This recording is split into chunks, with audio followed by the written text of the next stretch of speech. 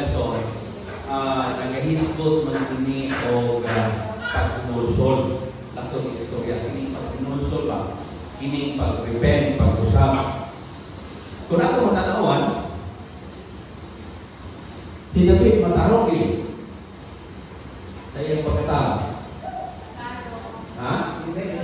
Hindi siya matarong isoon. Kaghan siya kapagyasan.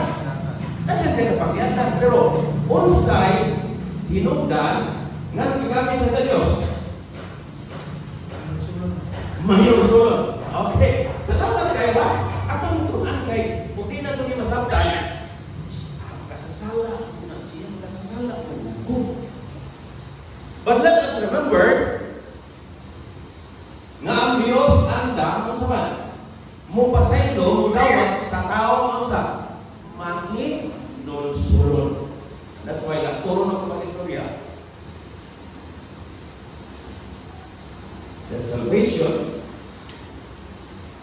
is repentance. Okay?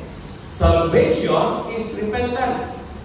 Bisag unsa ang nag-ingon ng Dios nag-ingon, bisag unsa kapula sa atong sala, iyang pag-unsaon, pagkakuntiun sama sa mibi.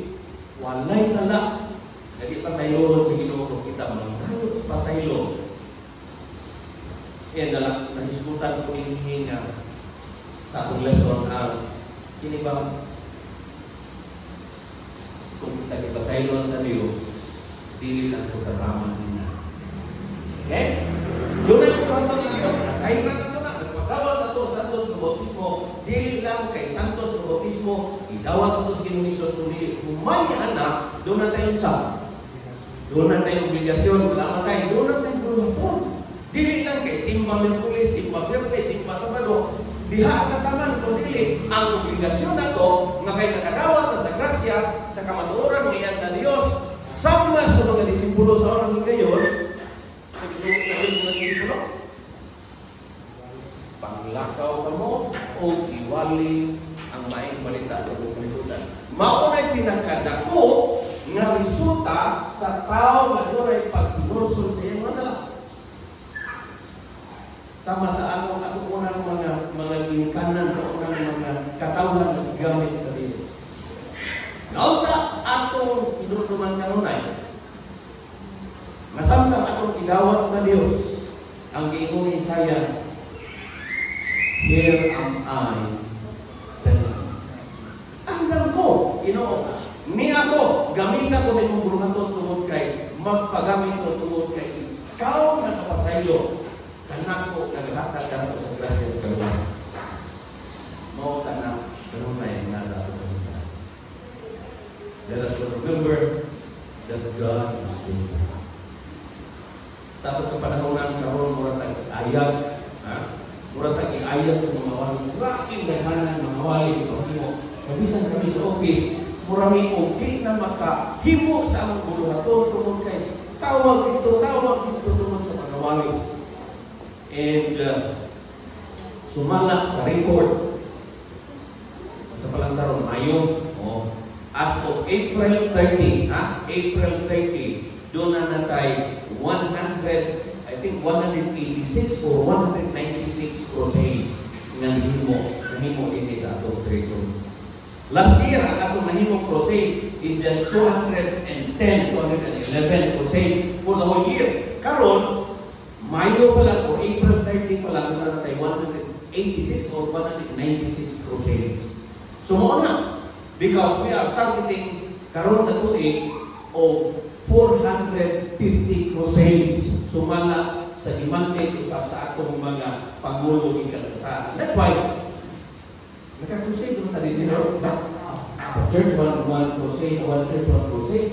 Pero ako ipasabot sa inyo kay basi wala ko nakasabot. Doon na tayo sa second round sa atong crusade. Balugo sa organized church, right? Organized mo. Okay. Atong budget din sa mga organized church is 25,000. Naulahilan ng 10,000 because wala yung nagpasado ng ECSD. And that's why ang among gi-release sa mga iglesia is 15 because 10,000 sa mission, 5,000 sa union. Mo ng 15 atong i-release. Pag istorya, sa taga-division na maghatag sila of 10,000, na-release na, nakawali na ta. And that's why, doon na tayo second round ng mga wali, mga iglesia, organized o companies. That's why ang mga tutungin blaster, and I think I hope that the district pastor were able to tell us, inform us, nga niining June, doon na tayo muon na wali na po sa atong tanan ng mga iglesia with a budget ang nabili na 10,000. Okay? So ato ng pangandaman because this is the command of the Lord to preach the gospel to the whole world. I know nga eager ka, kanang dasi ka, I know nga gusto kita maabot kining mga katawan wala pa nakadungos ka maturan because what I said, God is so good. Inhali may mga usahay nga daghang wali pero hindi pa kayo daghan ang nadala sa ilang sarili. Sabi ninyo sa ato kapanahonan karon isip pagtanaw mo sa media, sa Facebook, claro, yung katanaw mo sa Facebook. Sa una, daghan kaayo na diha sa Facebook ang mga katauhan na mag-suklianay o magwalihanay rin ha. Pero sa ato kapanahonan, kung inyong nabantayan, minsan naman lang ang mundo ang kanunay diha. Magpakita na sila ng wali.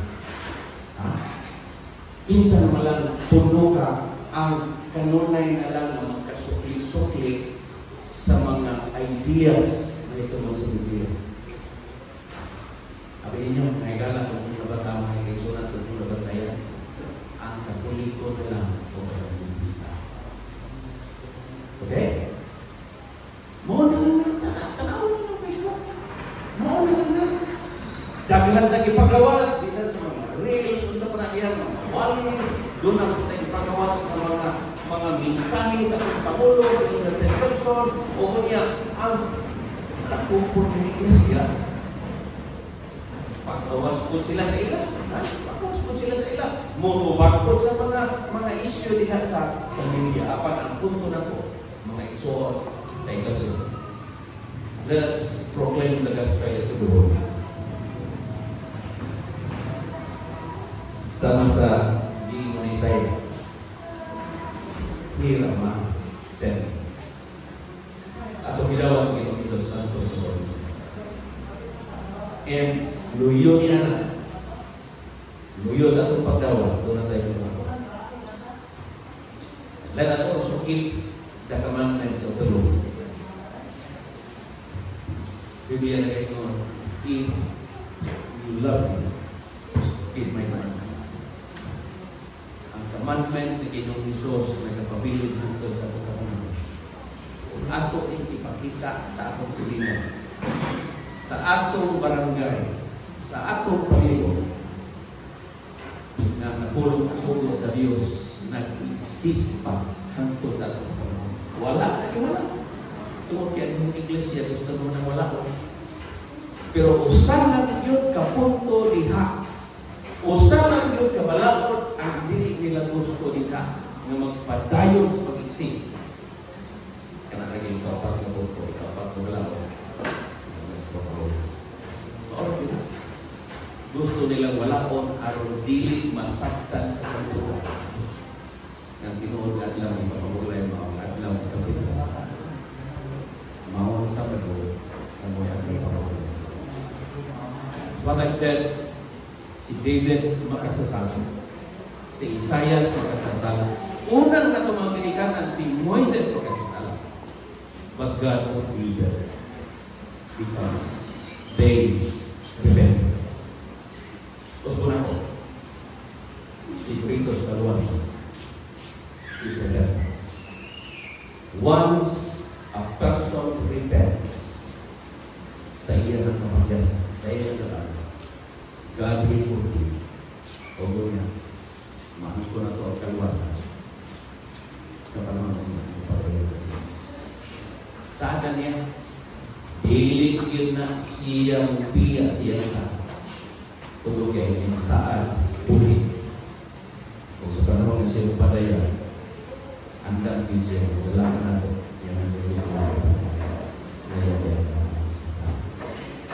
Let us just be faithful. Let us just continue to be ready